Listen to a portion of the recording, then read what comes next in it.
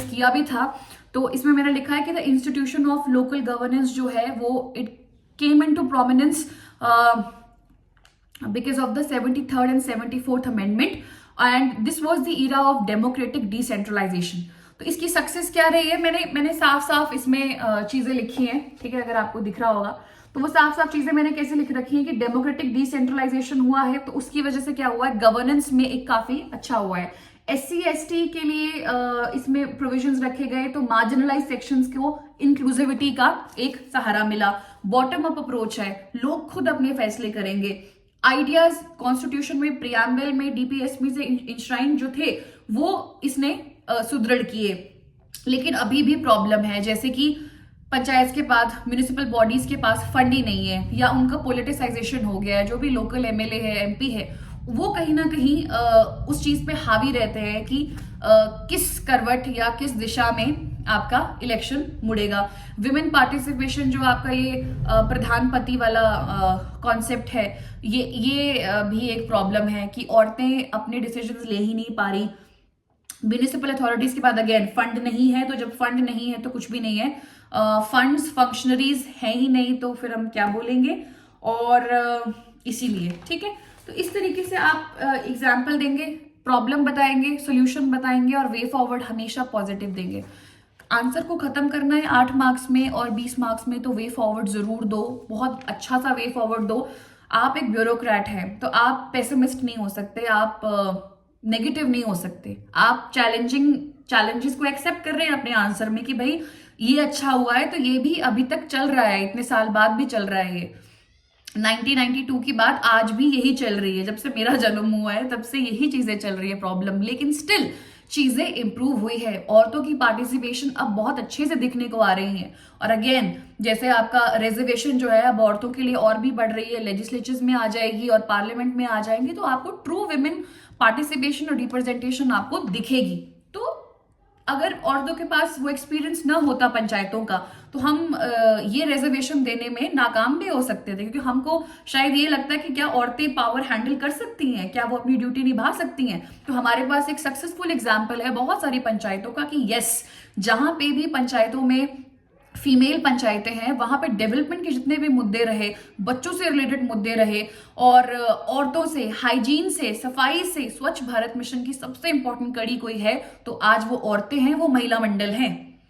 क्यों लोग, लीडर्स महिला मंडलों को पैसे देके जाते हैं, क्योंकि उनको पता है ये वही लेडीज है जो अपने घर का काम छोड़कर, आजकल खेतों की कटाई है, इन काम को छोड़कर वो सब संगठन में आके वो सफाई कर रही है अपने एरिया की, किसी को नहीं पड़ी है।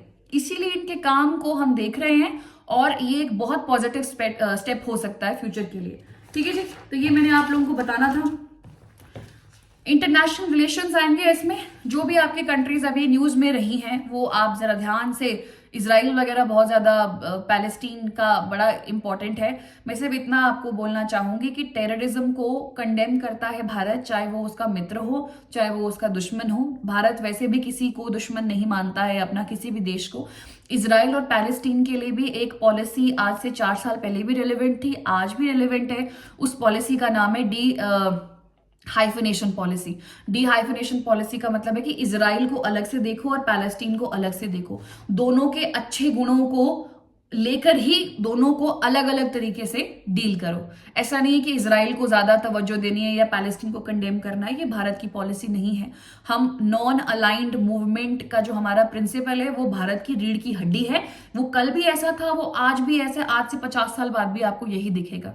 ठीक है जी, तो ये आप देखेंगे, ये आपका सारा का सारा जो है वो हो जाता है।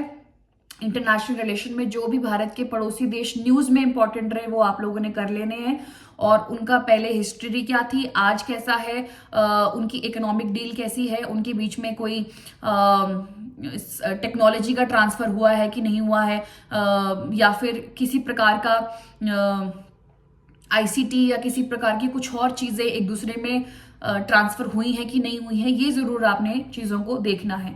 एक इसमें लास्ट टॉपिक जो आता है वो आता है आपका cyber crime and drug menace and then government Himachal Pradesh ने क्या किया अग्रेरियन सोसाइटी के लिए।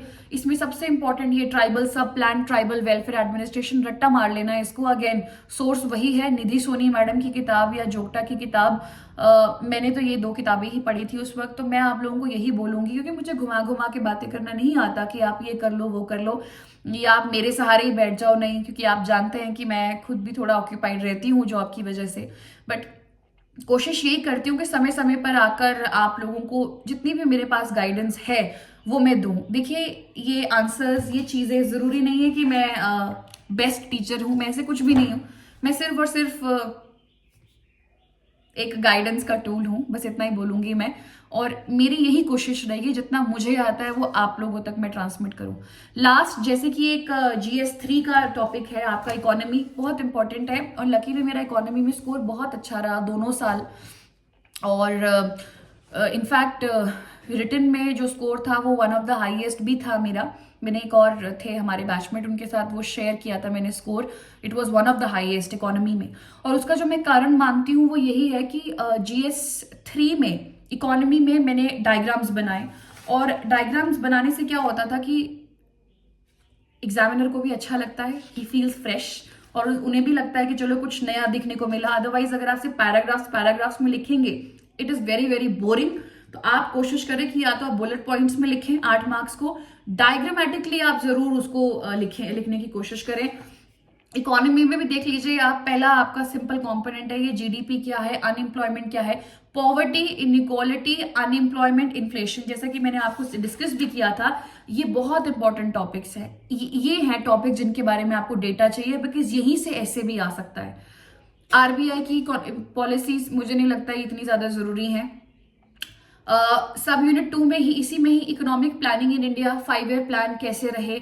अब उसके बाद आपका नीति आयोग का जो है या प्लानिंग कमीशन कैसे अलग है, ये आज भी आपका रेलेवेंट है।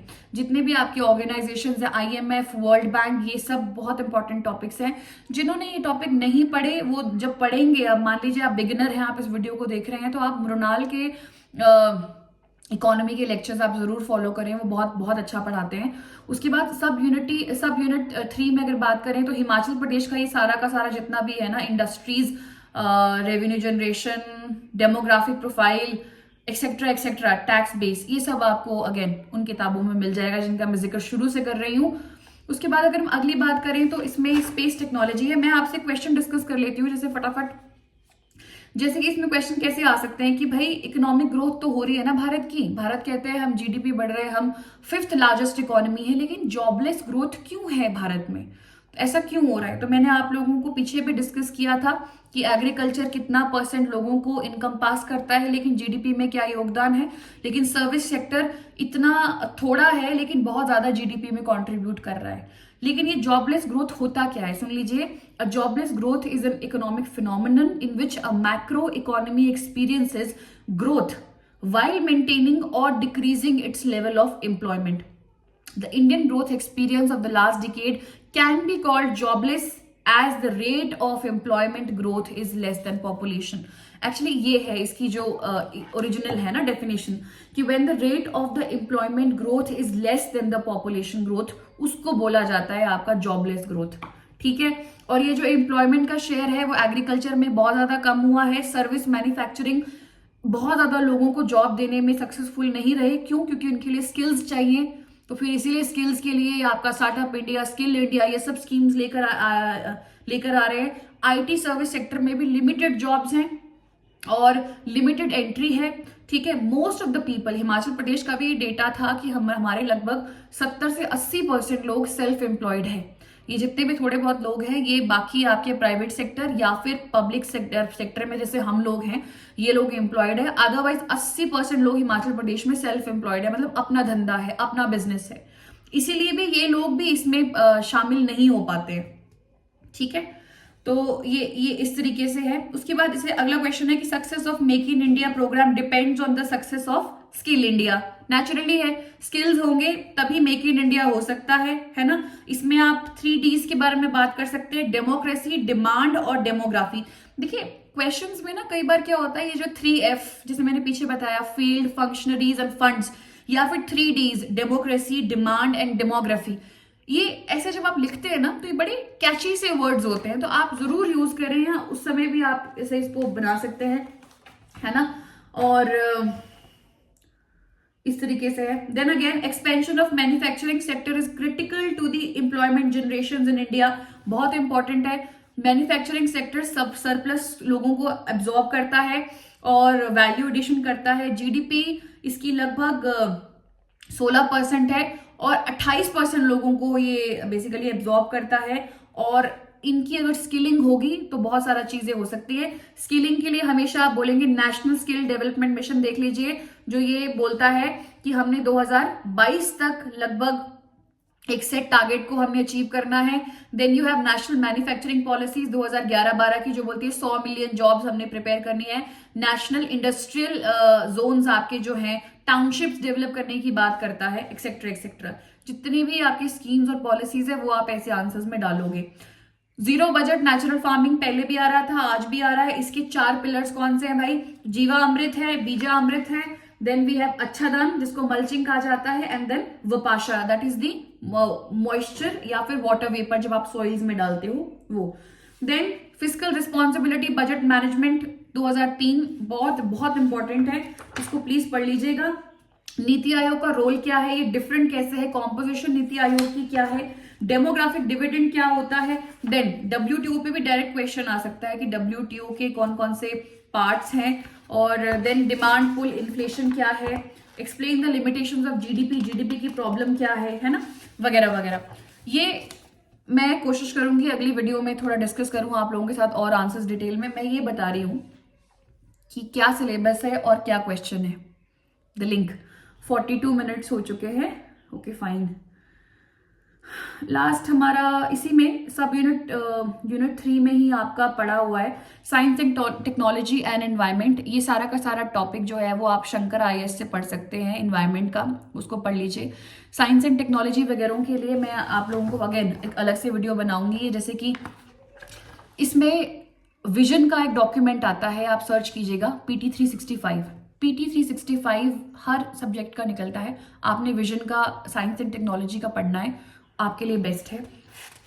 इसमें क्वेश्चन जैसे मैंने बताया, what is the difference between GSLV PSLV, जो भी इसरो की रिसेंट सैटेलाइट्स वगैरह लॉन्च की गई है, जैसे अभी आदित्य L1 मिशन वगैरह लॉन्च हुआ है, उसको दोबारा पढ़ना वो ज्यादा इंपॉर्टेंट हो गया है। जो कुछ भी हमने लॉन्च किया है ना अभी, वो हमारे लिए बहुत इंपॉर्टेंट है। इसरो की लॉन्चिंग व्हीकल्स में क्वेश्चन आ ही रहा है, ठीक है, तो ये भी आप जरूर देखिएगा। Then we have tourism in Himachal Pradesh, Jogta and Nidhi Soni, उसमें से कवर हो जाएगा ये आपके GS1 GS2 GS3 था। लास्ट पेपर आपको ऑप्शनल का है, उसमें क्या करना है वो आप भली भांति जानते हैं। मैं सिर्फ इतना ही बोलूंगी कि जो भी ऑप्शनल है उसके लिए आप लॉयल रहें और कोशिश करें कि आप अपना बेस्ट उसको देंगे। कोई थॉट्स अब तो वैसे भी काम नहीं करेंगे, कोई भी थॉट्स। और इस साल के पेपर्स जो हुए हैं उनको भी जरा आप देख के जाएं, अगर आपने नहीं देखे हैं तो क्या चेंजेस आए हैं वो हम अगली वीडियो में डिस्कस करेंगे। तो this was all from my side. ये कुछ टॉपिक्स थे, कुछ सैम्पल क्वेश्चंस थे जो मैं आप लोगों के साथ डिस्कस करना चाहती थी। बाकी जल्द मिलते हैं। Thank you so much.